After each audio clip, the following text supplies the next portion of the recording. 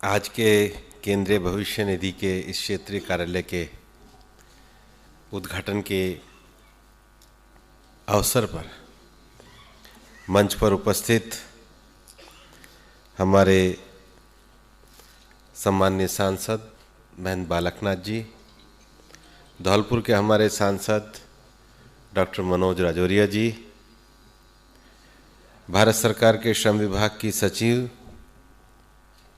श्रीमती आरती आहूजा जी, ESIC के director general Shri Rajendra जी, सीपीएफसी commissioner Shrimati Neelam Shami Rao ji, Alwar के हमारे विधायक भाई संजय जी, सम्मान्य रामेश जी, हमारे जिलाध्यक्ष नरुका जी, मेरे सामने उपस्थित सभी ईएसआईसी के अधिकारीगण और अलवर के हमारे सभी प्रबुद्धगण, सबसे पहले मैं बधाई देना चाहूँगा ईपीएफओ डिपार्टमेंट को, जिन्होंने आज एक बहुत अच्छे निर्णय के साथ अलवर में क्षेत्रीय कार्यालय की स्थापना के कदम को आगे बढ़ाया है। मैं आप सब की ओर से, विशेष रूप से अलवर की ओर से बधाई देता हूँ। इसकी आवश्यकता इसलिए थी कि राजस्थान में हमारा जो रीजनल ऑफिस जयपुर है, लगभग राजस्थान के काम का 60% वर्कलोड केवल जयपुर तक जाकर ही सीमित रह जाता था और अलवर, भरतपुर और धौलपुर में अगर हम हमारे ईएसआईसी के जो कंट्रीब्यूटर हैं उनकी संख्या देखें तो लगभग 2,21,000 के करीब उनकी संख्या है। उद्योगिक की दृष्टि से देखें तो तीनों जिलों में मिलाकर 4,000 से ज़्यादा कंट्रीब्यूटर इकाइयाँ हैं और पेंशन की दृष्टि से भी देखें तो 12,800 से ज़्यादा पेंशनर हैं। और इसलिए उन सबकी सुविधा के लिए पूरे देश भर में जो हमने जोनल कार्यालय बनाए हैं, आज अलवर में भी हमने उसको प्रारंभ किया है। हमारे अलवर के विधायक संजय जी कह रहे थे कि कार्यालय अपने भवन में होना चाहिए। उन्होंने शायद हमारे कमिश्नर नीलम शमी जी का भाषण सुना होता। उन्होंने कहा था जितनी जल्दी अलवर प्रशासन हमें ज़मीन उपलब्ध करा देगा उतनी जल्दी ही हम अपने भवन में जाने की तैयारी कर लेंगे।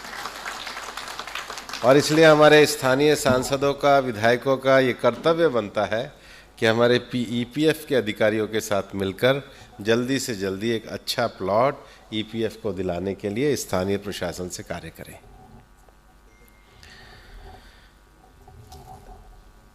मैं जब भी अलवर आता हूँ, कम आ पाता हूँ, लेकिन अलवर, महेंद्रगढ़, गुड़गांव इस क्षेत्र में जब भी आता हूँ तो समय का पता नहीं लगता है। मुझे लगता नहीं है कि सुबह 6 बजे से निकला हूँ तो कब 3 बज जाएंगे और 6 बज जाएंगे। लगातार आप लोगों का संपर्क और मिलना, आपका प्रेम, आपकी ताकत हमेशा मेरे साथ रहती है। महंत बालकनाथ जी, संजय जी, रामेश जी, बलवान जी, ये सब लोग यहाँ पर बैठे हैं। हम जानते हैं केंद्र में प्रधानमंत्री नरेंद्र मोदी जी की सरकार पूरी तरीके से विकास के लिए समर्पित सरकार और गरीब कल्याण के लिए समर्पित सरकार है। किसी भी जिले का जब विकास होता है तो उसके बहुत सारे अन्य कारण भी होते हैं।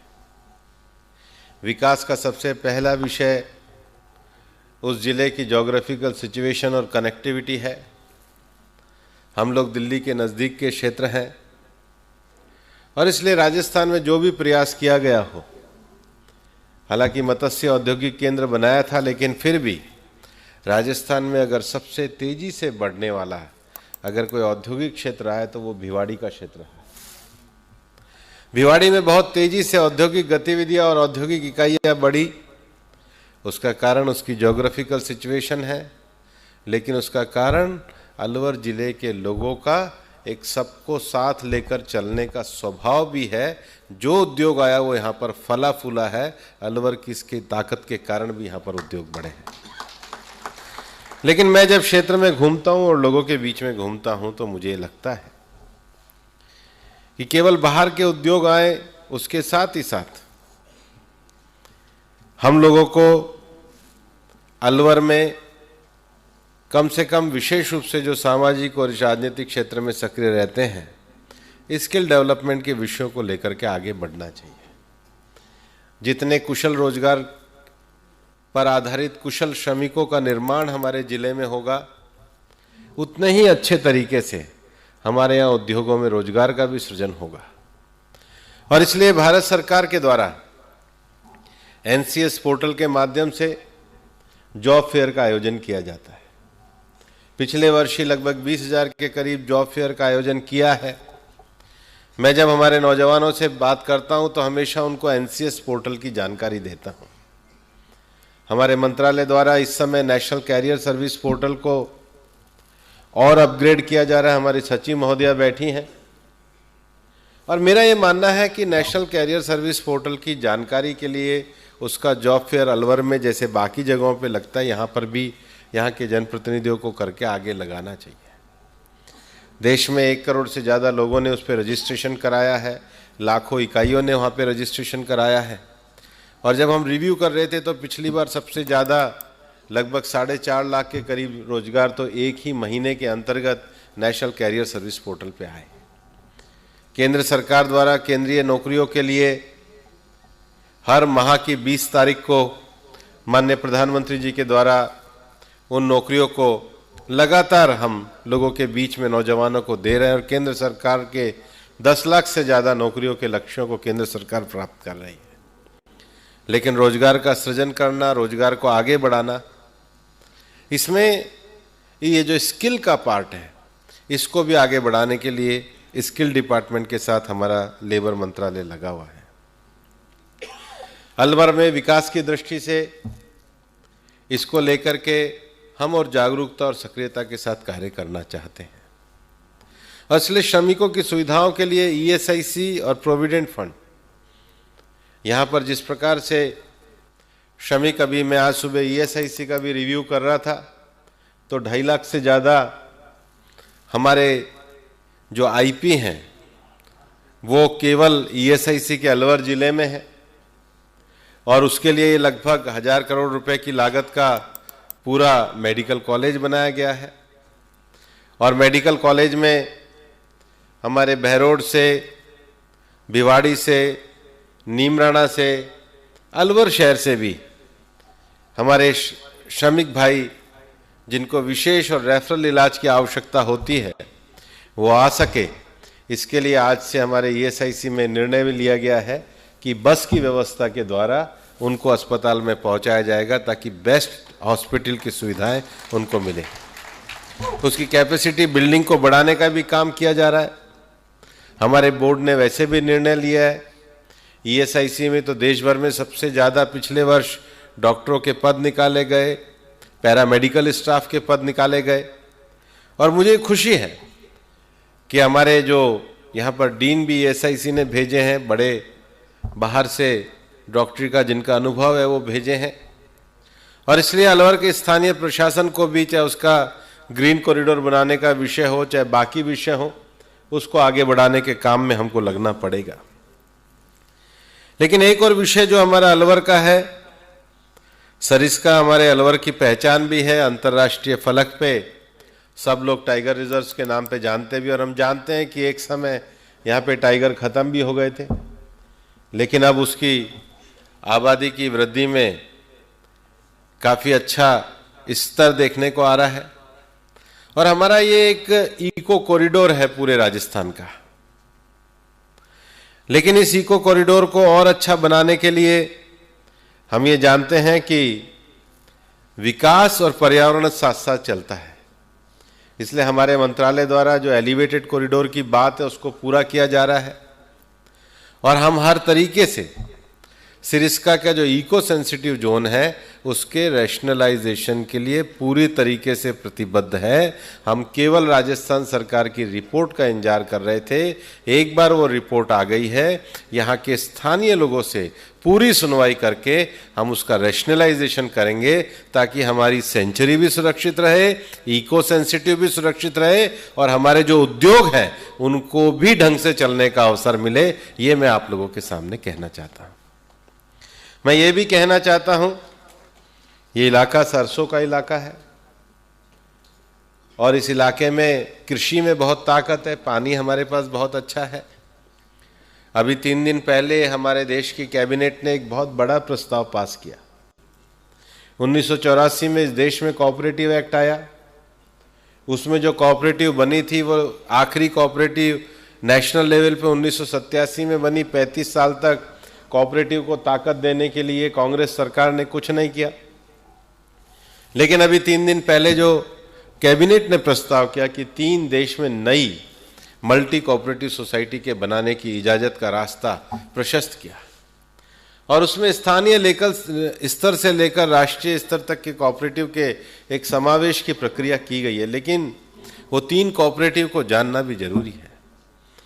हमारे देश में हम अक्सर ये मानते थे कि जो एक्सपोर्ट होता था वो एक्सपोर्ट केवल बड़े उद्योग ही करते थे, एक्सपोर्ट कभी ग्रामीण क्षेत्र से नहीं होता था।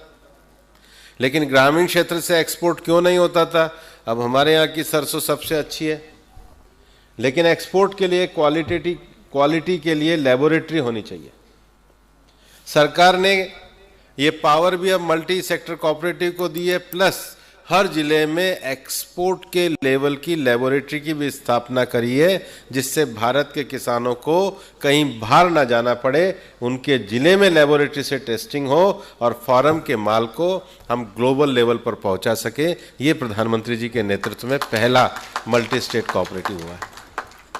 दूसरा जो विषय है, यह आने वाला साल अंतर्राष्ट्रीय मिलेट वर्ष है, और मिलेट वर्ष के साथ हमारे यहाँ तो बाजरा तो खूब होता है, जो खूब होता है, लेकिन इसको जो जैविक रूप से होता है, इसमें किसानों को कई बार लगता है कि जैविक रूप से बोई हुई चीजों का हम आगे एक्सपोर्ट नहीं कर सकते, और इसलिए सरकार ने जैविक जो हमारे उत्पाद हैं उसके लिए भी मल्टी स्टेट दूसरी कोऑपरेटिव को बनाया है। तीसरा, हमारे देश में देशी बीज भी हैं, देशी बीज की भी बड़ी ताकत है, और उसके लिए भी सरकार ने इस तीसरी कोऑपरेटिव सोसाइटी को बनाया है। मैं अलवर के किसानों की ओर से माननीय प्रधानमंत्री जी का धन्यवाद देना चाहूँगा कि उनके नेतृत्व में उठाए गए ये जो कदम है, ये कोऑपरेटिव सेक्टर में नहीं, ये देश में हमारी ग्रामीण अर्थव्यवस्था को, हमारे किसानों के जो कृषि का सामान है उसको एक्सपोर्ट करने में, उसका क्वालिटी बढ़ाने में ये बड़े दूरगामी और निर्णायक कदम उनके नेतृत्व में उठाए गए हैं। और अलवर की तो सब्जी पूरे दिल्ली तक जाती है। सुबह भी कोई हाईवे पे खड़ा हो जाए तो इतना सामान निकलता है, लेकिन अब उसका क्वालिटी, उसको मेंटेन करने के लिए ये बहुत ज़रूरी है। अभी माननीय गडकरी जी के नेतृत्व में जो एक नया बॉम्बे के लिए क्या ट्रांस हाईवे जो बन रहा है, दिल्ली मुंबई और ट्रांस हरियाना, और उसके लिए भी आप ये पनियाला मोड़ और हाँ में बड़ौदा, अब हम तीनों आए थे, तीनों साथ गए थे, रामेश जी, संजय जी, हम, और पूरी बैठ करके चिंता करी कि कहीं ऐसा ना हो कि हमारे ऊपर से हाईवे चले जाए और अलवर के लिए तो उतरने की जगह ही नहीं रहे। उसको भी पूरा सड़क परिवहन मंत्रालय के साथ मिलकर, क्योंकि हमारी कनेक्टिविटी फास्ट है, हमारी औद्योगिक गतिविधियां फास्ट है। कृषि क्षेत्र में हम लोग बहुत मेहनत करने वाले लोग हैं। कृषि क्षेत्र के साथ जैविक उत्पाद में हम काम कर सकते हैं, लेकिन जरूरत अब स्किल की है, जरूरत इसके लिए लोगों को ले जाने की है, और जरूरत इसके लिए अलवर में लॉ एंड एडमिनिस्ट्रेशन को भी ठीक करने की है। मुझे लगता है कि राजस्थान में हम राजस्थान के विकास के लिए पूरी तरीके से प्रतिबद्ध हैं। समय समय पर राजस्थान सरकार को भी हम पूरे पत्र लिखते हैं, ताकि राजस्थान के विकास में हम जनप्रतिनिधि होने के नाते अपना सक्रिय सहयोग दें। और मुझे लगता है केंद्र सरकार के द्वारा देश के हर क्षेत्र में जो निर्णय किए जा रहे हैं वो निर्णय विकास की गति को आगे बढ़ाने वाले हैं। और आज अलवर में जो CPFC प्रोविडेंट फंड का जो कार्यालय का उद्घाटन हुआ है, ये निश्चित रूप से यहाँ की विकास, यहाँ के श्रमिकों को, यहाँ के संस्थानों को, उनके घर के नज़दीक, जिसको हम डोर स्टेप कहते हैं, उसको ये सुविधा देने का काम करेगा। ESIC की गतिविधि भी यहाँ पर श्रमिकों के स्वास्थ्य के लिए काम करेगी, ऑक्यूपेशनल डिजीज़ के लिए काम करेगी, और केंद्र सरकार द्वारा हर संभव सहयोग देकर के अलवर के विकास को हम आगे बढ़ाएंगे। बहुत बहुत धन्यवाद। जय हिंद, जय जय। अगर आप शेयर मार्केट में इन्वेस्ट करना चाहते हैं तो इसके लिए आपको एक ट्रेडिंग अकाउंट की जरूरत पड़ती है। ट्रेडिंग अकाउंट ओपन करने के लिए वीडियो के डिस्क्रिप्शन में मैंने आपके लिए एक लिंक देके रखा है। उस लिंक पर क्लिक करके अगर आप ट्रेडिंग अकाउंट ओपन करते हैं तो उस ट्रेडिंग अकाउंट ओपनिंग के लिए आपको कोई भी चार्जेस देने की जरूरत नहीं है, साथ में कोई भी एनुअल फी देने की जरूरत नहीं है। और जब भी आप इक्विटी में शेयर खरीदेंगे या फिर बेचेंगे तो उसके ऊपर आपको कोई भी ब्रोकरेज देने की जरूरत नहीं है। अगर मान लीजिए आपने 100 रुपए का कोई शेयर खरीदा और उसे 150 रुपए में बेच दिया, तो जो 50 रुपए का फायदा होगा तो वो सीधे आपकी जेब में जाएगा। इसके ऊपर जो है वो आपको कोई भी ब्रोकरेज चार्जेस देने की जरूरत नहीं है, कोई भी यहाँ पर आपको चार्जेस नहीं है। तो इसके लिए अगर आप अकाउंट ओपन करना चाहते हैं तो वीडियो के डिस्क्रिप्शन में मैंने एक लिंक दिया हुआ है, तो उस लिंक पर क्लिक करके आप घर बैठे ऑनलाइन एक डीमैट अकाउंट ओपन कर सकते हैं।